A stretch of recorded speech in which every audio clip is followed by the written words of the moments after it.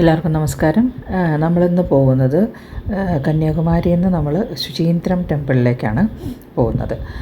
അപ്പോൾ ഇതെന്ന് പറയുന്നത് വളരെ പുരാതനമായിട്ടുള്ള ഒരു ക്ഷേത്രമാണ്.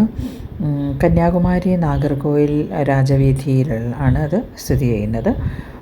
കന്യാകുമാരി ജില്ലയിലുള്ള ഏറ്റവും പുരാതനമായ ഒരു ക്ഷേത്രമാണ് ഇത്.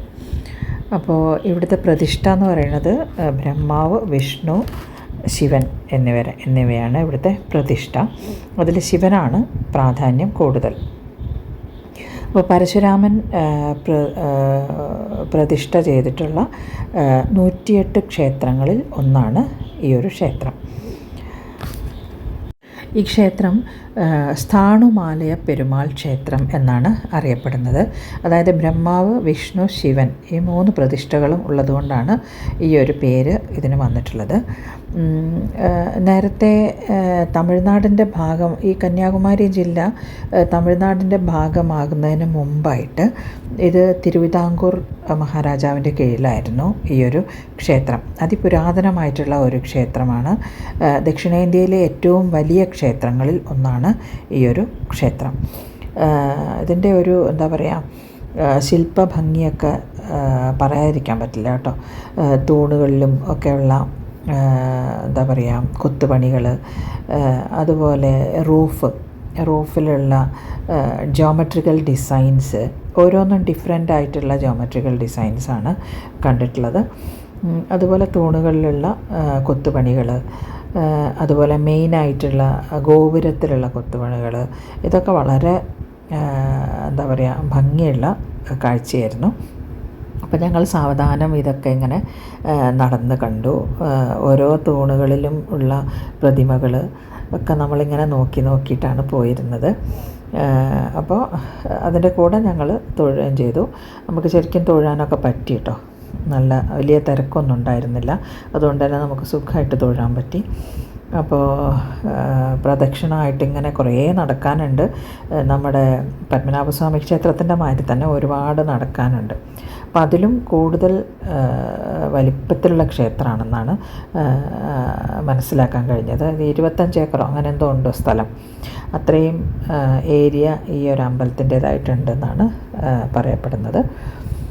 അപ്പോൾ ഞങ്ങളിങ്ങനെ ചുറ്റി നടന്ന് എല്ലാം കണ്ടു. പിന്നെ പൂജാ സമയത്ത് അവിടെ എത്താൻ കഴിഞ്ഞത് നല്ല ഭാഗ്യമായിട്ട് തോന്നുന്നു. അവിടുത്തെ ചരക്കുകളാണ് കേട്ടോ ഇതൊക്കെ. പണ്ട് പായസമൊക്കെ ഉണ്ടാക്കിയിരുന്നതായിരിക്കാം. ഇത് എന്താ പറയുക, സപ്തസ്വര തൂണുകളാണ് കേട്ടോ. ഇതിലിങ്ങനെ തൊട്ട് കഴിഞ്ഞാൽ നമ്മൾ മെല്ലെ ഒന്ന് പ്രസ് ചെയ്ത് കഴിഞ്ഞാൽ, ഒന്ന് അടിച്ചു കഴിഞ്ഞാൽ സപ്തസ്വരങ്ങൾ വരും. സരിഗമപധനിസ. അപ്പോൾ അതൊക്കെ കണ്ട് ഞങ്ങളിങ്ങനെ നടന്നു. നല്ല രസമായിരുന്നു. നല്ല എന്താ പറയുക, സാധാരണ നമ്മൾ കാണുന്ന കേരളത്തിലെ വാസ്തുശില്പത്തിന് രീതിയല്ല. ഒരു തമിഴ്നാട് തഞ്ചാവൂർ സ്റ്റൈലിലുള്ള വാസ്തുശില്പ രീതിയാണ്. പണ്ട് ഈ സ്ഥലം അത്രി മഹർഷിയുടെ വാസകേന്ദ്രമായിരുന്നു. ജ്ഞാനാരണ്യം എന്നായിരുന്നു ഇതിൻ്റെ പണ്ടത്തെ പേര്.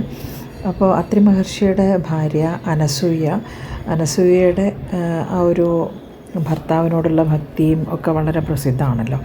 അപ്പോൾ ആ കാലത്ത് അവിടെ മഴ ഉണ്ടായിരുന്നില്ല. അപ്പോൾ മഴ പെയ്യാതിരുന്ന സമയത്ത് അത്രി മഹർഷി മഴ പെയ്യിക്കുന്നതിന് വേണ്ടിയിട്ട് തപസ് ചെയ്യാൻ ഹിമാലയത്തിലേക്ക് പോയി. അപ്പോൾ ഹിമാലയത്തിലേക്ക് പോകുന്നതിന് മുമ്പ് ഭാര്യ ഒറ്റയ്ക്കാണല്ലോ എന്നുള്ള ഒരു വിഷമം അദ്ദേഹത്തിനുണ്ടായിരുന്നു. അപ്പോൾ ഭാര്യ അനസൂയാദേവി അദ്ദേഹത്തെ നിർബന്ധിച്ച് പറഞ്ഞയച്ചു. കാരണം ജനനന്മയ്ക്ക് വേണ്ടിയിട്ടാണല്ലോ. അങ്ങനെ അത്രി മഹർഷി ഹിമാലയത്തിലേക്ക് പോയി.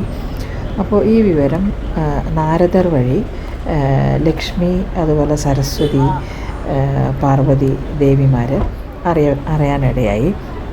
അപ്പോൾ അവർ അനസൂയയുടെ ഭർത്താവിനോടുള്ള ആ ഭക്തി ഒന്ന് പരീക്ഷിക്കാൻ വേണ്ടിയിട്ട് തീരുമാനിച്ചു. അപ്പോൾ പോകുന്നതിന് മുമ്പ് അനസൂയാദേവി ഭർത്താവിൻ്റെ കാൽ കഴുകിയ വെള്ളം എടുത്ത് സൂക്ഷിച്ചിരുന്നു. തൻ്റെ ഒരു ശക്തിക്ക് വേണ്ടിയിട്ട് ആ ഒരു വെള്ളം അവരെടുത്ത് സൂക്ഷിച്ചിരുന്നു. അങ്ങനെ ലക്ഷ്മിയും അതുപോലെ സരസ്വതിയും പാർവതിയും അവരുടെ ഭർത്താക്കന്മാരെ ഭൂമിയിലേക്ക് അയച്ചു, അനസൂയയുടെ അടുത്തേക്ക് അയച്ചു. അപ്പോൾ അവർ സന്യാസിമാരുടെ വേഷത്തിലാണ് എത്തിയത്. അവരെത്തിയിട്ട് ഭിക്ഷ ചോദിച്ചു. അനസൂയ ദേവി ആ ഒരു ഭിക്ഷ കൊടുക്കാൻ വേണ്ടി ഒരുങ്ങി ചെന്ന സമയത്ത് ഇവർ സന്യാസിമാർ അവരോട് വിവസ്ത്രയായിട്ട് വേണം അവർക്ക് ഭിക്ഷ കൊടുക്കാനെന്ന് ആവശ്യപ്പെട്ടു. അപ്പോൾ അനസൂയ ദേവി ഭർത്താവിൻ്റെ കാൽ കഴുകിയ വെള്ളത്തിലേക്ക് നോക്കി ഒരു നിമിഷം പ്രാർത്ഥിച്ചു. ആ പ്രാർത്ഥന കഴിയുമ്പോഴേക്ക് ഈ 3 ദേവന്മാരും കൈക്കുഞ്ഞുങ്ങളായിട്ട് മാറിയെന്നാണ് ഐതിഹ്യം. അങ്ങനെ ഈ കൈക്കുഞ്ഞുങ്ങളെ വിവസ്ത്രയായിട്ട് തന്നെ അവർ പരിചരിച്ചു, അവർക്ക് വേണ്ട ഭക്ഷണമൊക്കെ കൊടുത്തു. അപ്പോൾ ഇതറിഞ്ഞ ദേവിമാർ വന്നിട്ട് ഭർത്താക്കന്മാരെ പഴയ രൂപത്തിൽ തന്നെ ആക്കി തരണമെന്ന് അപേക്ഷിച്ചു. അങ്ങനെ അവരുടെ അപേക്ഷ മാനിച്ച് അനസൂയ ദേവി അവരെ പൂർവ്വരൂപത്തിൽ തന്നെ ആക്കുകയും ചെയ്തു എന്നാണ് ഐതിഹ്യം. അതുകൊണ്ട് തന്നെ ഈ 3 ദേവന്മാരുടെയും സാന്നിധ്യം ഈ ഒരു ജ്ഞാനാരണ്യത്തിലുണ്ടായിരുന്നത് കൊണ്ടാണ് ഇവിടെ 3 പേരുടെയും പ്രതിഷ്ഠകൾ ഉള്ളത് എന്നാണ് ഐതിഹ്യം. ദേവേന്ദ്രനെ സംബന്ധിക്കുന്ന മറ്റൊരു ഐതിഹ്യം കൂടിയുണ്ട്. നിങ്ങൾ വിക്കിപീഡിയ നോക്കിയാൽ മതി കേട്ടോ. അപ്പോൾ തിരുവനന്തപുരത്ത് വരുമ്പോൾ ഒരു മസ്റ്റ് വിസിറ്റ് പ്ലേസ് ആണ് കേട്ടോ ഈ ശുചീന്ദ്രം ടെമ്പിൾ. അപ്പോൾ ഇന്ന് ഇത്രയേ ഉള്ളൂ. ഇനി എൻ്റെ ചാനൽ സബ്സ്ക്രൈബ് ചെയ്തില്ലെങ്കിൽ എല്ലാവരും ഒന്ന് സബ്സ്ക്രൈബ് ചെയ്യുക, അതുപോലെ ലൈക്ക് ചെയ്യുക, ഷെയർ ചെയ്യുക, കമൻറ്റ് ചെയ്യുക. ഇനി മറ്റൊരു വീഡിയോയിൽ കാണുന്നവരെ നന്ദി, നമസ്കാരം.